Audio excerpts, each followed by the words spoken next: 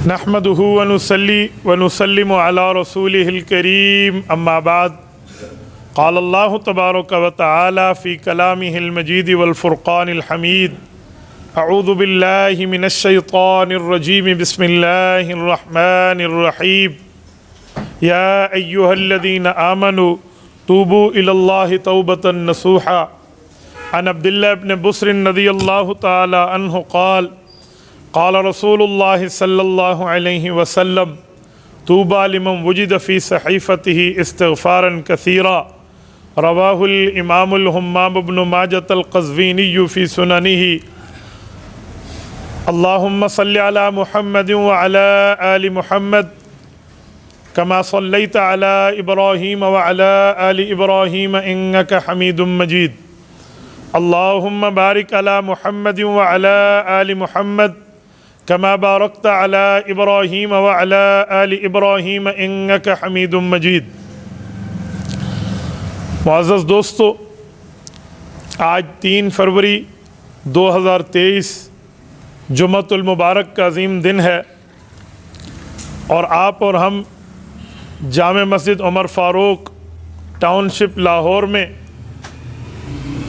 तौबा इस्तिग़फ़ार रुजू इलल्लाह के मौजू पर जमा है। मेरे दोस्तों, अल्लाह ताला ने इंसान को ये वजूद अता फ़रमाया है, तो इस वजूद के ऊपर अल्लाह ताला का हक़ है। हम अपनी मर्ज़ी से अपनी आँखें नहीं लाए, हम अपनी मर्ज़ी से अपने कान नहीं लाए, हम अपनी मर्ज़ी से अपने हेयर स्टाइल, अपने बालों की तरतीबों को नहीं लाए, हम अपनी मर्ज़ी से अपने शक्ल, अपने कलर का इंतखाब नहीं कर सके। इनमें सब में अल्लाह की मर्ज़ी है। तो जब अल्लाह ताला ने अपनी मर्ज़ी से हमें चीज़ दी है, जब कोई आपको अपनी मर्ज़ी से चीज़ दे तो उसकी तरतीब भी उसी की मर्ज़ी के मुताबिक होनी चाहिए। देखें, आप और हम एक छोटी सी कोई चीज़, मसलन ये मोबाइल भी ख़रीदने जाएं तो उस मोबाइल के साथ हमें एक इसका तरीका इस्तेमाल के लिए वारंटी कार्ड मिलता है कि आपने इसको कहाँ कहाँ इस्तेमाल कर सकना है। आप और हम वॉशिंग मशीन, सिलाई मशीन कोई और लेना चाहें तो उसके साथ भी हमें तरकीब इस्तेमाल मिलती है। हम कहें बाबा पैसे तो मेरे हैं, ख़रीदा तो मैंने है, मेरे हलाल के कमाई के पैसे हैं, मैं इनकी तरकीब इस्तेमाल पे क्यों अमल करूं? जैसे मर्ज़ी आए मैं अपने घोड़े दौड़ाऊंगा, वो मशीन एक न एक दिन ख़राब हो जाएगी।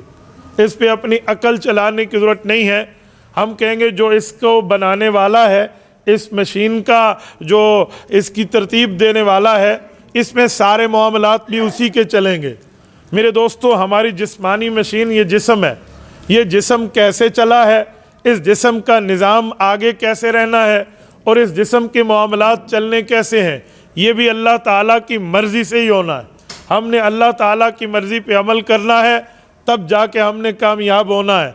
अगर हम अल्लाह ताला की मर्ज़ी के मुताबिक न चलें, नाकामी ही मुक़द्दर बन जाती है। अल्लाह महफूज रखे। नंबर 1। नंबर 2, जब इंसान दुनिया में आया तो इंसान से गलती भी होनी है, इंसान से ठीक काम भी होने हैं। वो जो 100% सही है, या वो फरिश्तों का मामला है या वो अम्बिया का मामला है।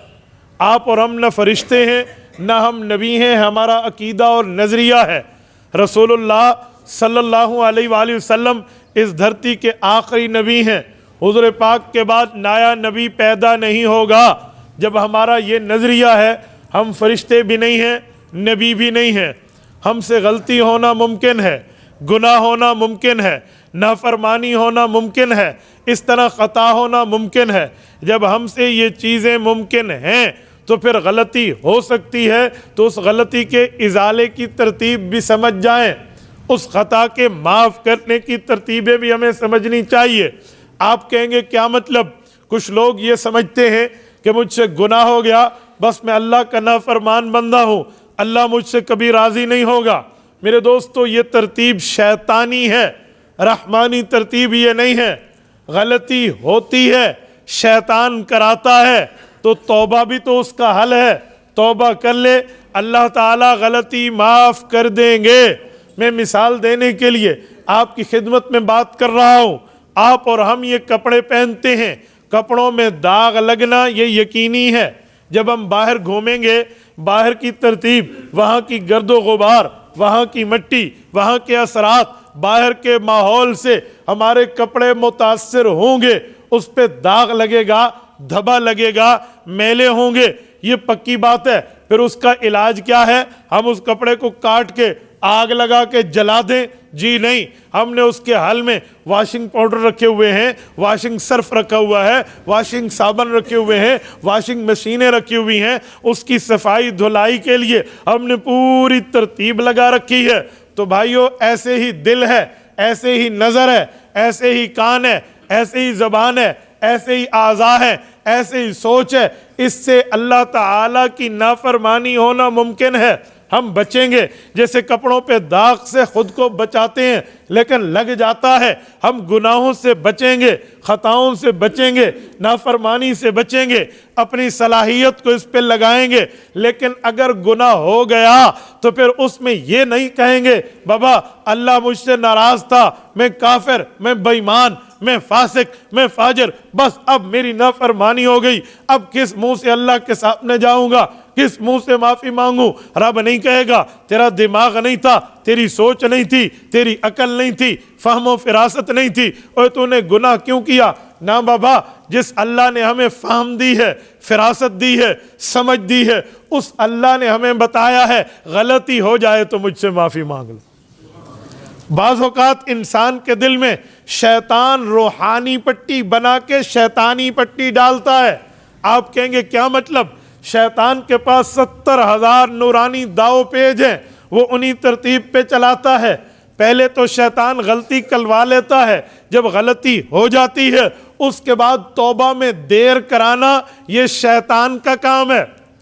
गलती में, तौबा में, उसके बाद खुद को इतना बुरा समझना कि बाबा अब छोड़ दें, बाद में, अब तो गलती हो गई, फौरन माफी मांगूं, किस मुंह से मांगूंगा? ये शैतानी तरतीब है। अच्छा, फिर एक और तरतीब है शैतानी, वो तौबा में बंदे को यूं लेट करता है कि यार तू माफी मांग रहा है, अभी तो तू जवान है, अभी तू बूढ़ा तो नहीं है, तेरे बाल सफेद तो नहीं है, तेरे ऊपर बुढ़ापा नहीं आया, बाद में माफी मांग लेना, बाद में अल्लाह को राजी कर लेना, बड़ी उम्र है, बड़ा वक्त पड़ा है, मोहलत है, बाद में माफी मांगेंगे अल्लाह राजी हो जाएगा। शैतान की एक तरतीब और भी है, वो तरतीब ये है, शैतान हमें ये बात कहता है, अच्छा माफी तो तूने मांग ली, तौबा तो तूने कर ली, लेकिन तूने तो फिर भी गुनाह करने होंगे, फिर भी तुझसे गलती होगी, फिर भी तू झूठ बोल बैठेगा, बदनजरी फिर भी होगी, गुनाह फिर भी होगा, खताएं फिर भी होंगी, फिर किस मुंह से माफी मांगेगा? चलो 2, 4, 5, 10, 15 गलतियां इकट्ठी हो जाएं, फिर आहिस्ता आहिस्ता माफी मांग लूंगा। लाहौर के गयूरों, ये तीनों शैतानी तरतीबें हैं, याद रखें। जब गलती हो गई अब किस मुंह से माफी मांगेगा?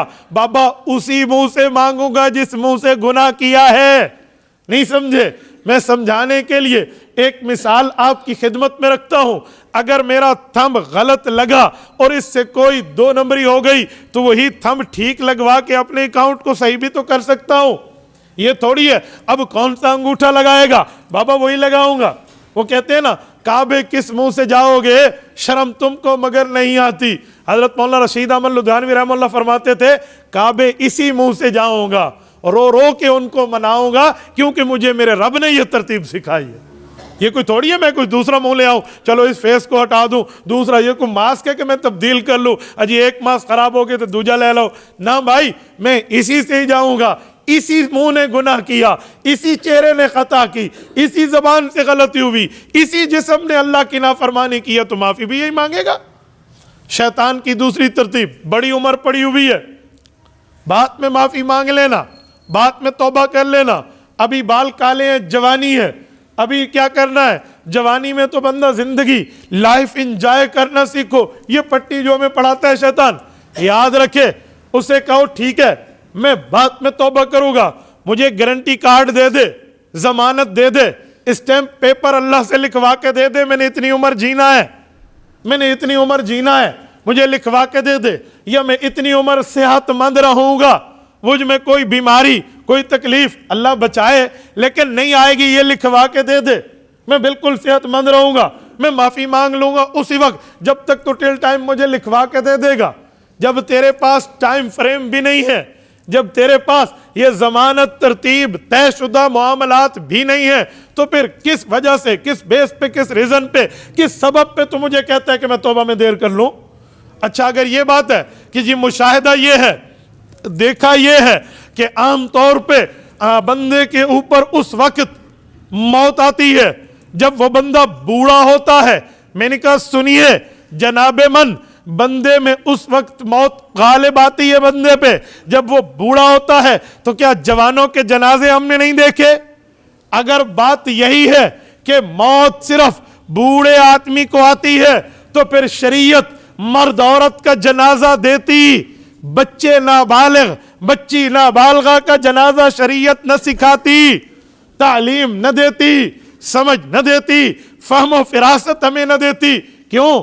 बाबा तुमने गलती कर ली, उसके बाद बचपन में मौत आती है, तभी तो मौत में नाबालिग बच्चे का जनाजा है, तभी तो नाबालिग का रब्बुल इज्जत ने हमें, अल्लाह के नबी ने हमें जनाजा सिखा दिया है। नाबालिग का जनाजा सिखाना इस बात की दलील है कि अल्लाह ताला मौत के वक्त को हमारे सामने मुकर्रर करके छुपा देते हैं।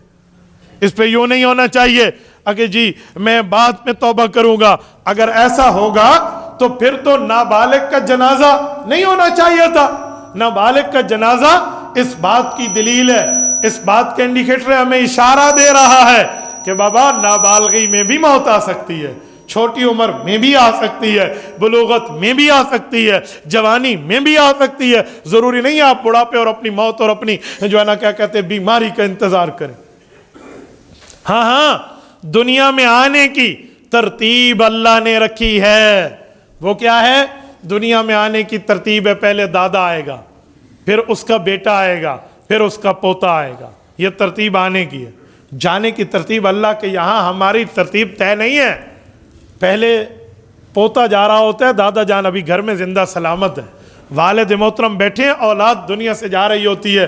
बाबा आने की तरतीब है, जाने की तरतीब नहीं है। जाते हुए लफ़ व नशर गैर मुरत्तब है, वहाँ पर ये नहीं है ये ऐसे ही ऐसे। याद रखें, हम अपनी ज़िंदगी की सांसें गिन के ले आए हैं, काउंट हो चुकी हैं कितनी सांसें, कितने बार दिल धड़कना है वो फिगर काउंट हो चुका है, कितनी बार नब्ज चलनी है ये तय हो चुका है, आंख ने फड़कना है मामला तय है। ये उतने चल रहा है, उसी रिदम में, उसी दायरे में, उसी बाउंड्री में ये वो चल रहे हैं। देखा नहीं है?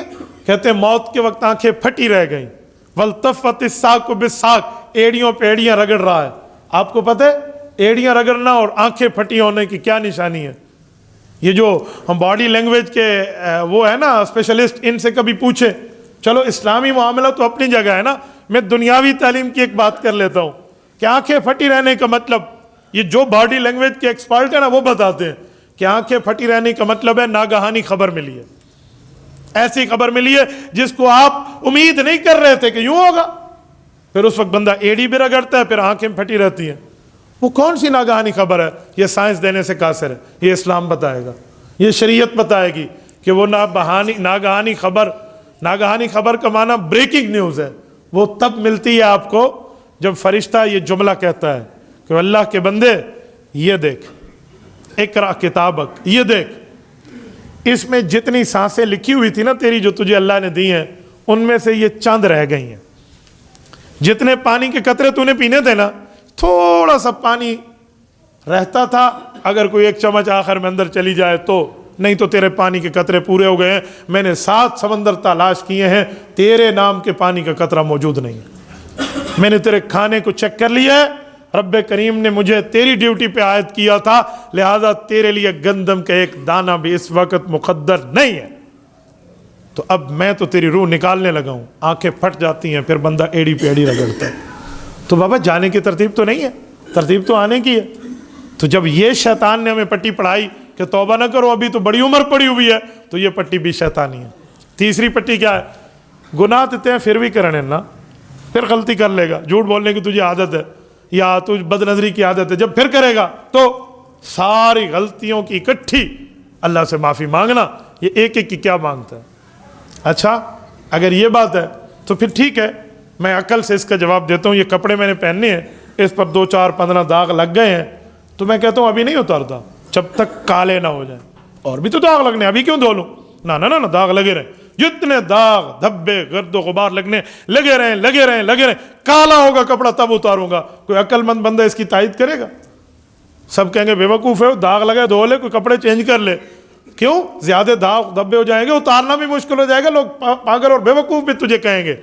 तो भाई इस्लाम में भी तुझे स्टूपिड कहा जाएगा जिस वक्त तुझे गुनाह हो रहे हैं हो रहे हैं हो रहे हैं, दिल पर दाग धब्बे लग रहे हैं और तू माफ़ी नहीं मांग रहा, बाद में इकट्ठी मांग लूंगा। अच्छा एक बात, बाद में हो सकता है मौत आ जाए, ना गलती करूं ना मैं माफ़ी मांगूं, तो जितनी कर ली है उनकी तो माफ़ी मांग लो। ये क्या माना? बाद में एक दोस्त को मैंने एक मरतबा झूठ बोलने से तौबा करे, उनकी फील्ड ऐसे थी, वो वहाँ कुछ फेक बातें उनको करनी होती थी। मुझे कहने लगे मुफ्ती साहब आज तो तौबा करा लो, कर फिर जाके झूठ बोलूँगा। फिर मैंने कहा कल फिर माफ़ी मांग लेना, परसों फिर मांग लेना, लेकिन जो आज तो सच्ची तौबा कर लो। फिर मुझे कहने लगे मौलाना ये तो अल्लाह के साथ तौबा पे मजाक हो गया, मुझे पता है मुझसे कल गुनाह हो जाएगा, खता हो जाएगी, नाफरमानी हो जाएगी, तो मैं फिर भी जो है ना ये उठा, तो फिर भी मैं माफ़ी मांग रहा हूँ, ये तो मजाक हो गया, अल्लाह की रहमत के साथ तो ऐसा नहीं है। तो मैंने उन्हें कहा जी भाई ऐसा भी नहीं है, मैं आपको इसकी मिसाल देता हूँ। कहते क्या मतलब? मैंने कहा मजाक नहीं है, 3 शर्तों के साथ तौबा करो, दिन में 70 बार टूटे फिर करो, तौबा सच्ची है, मजाक नहीं है।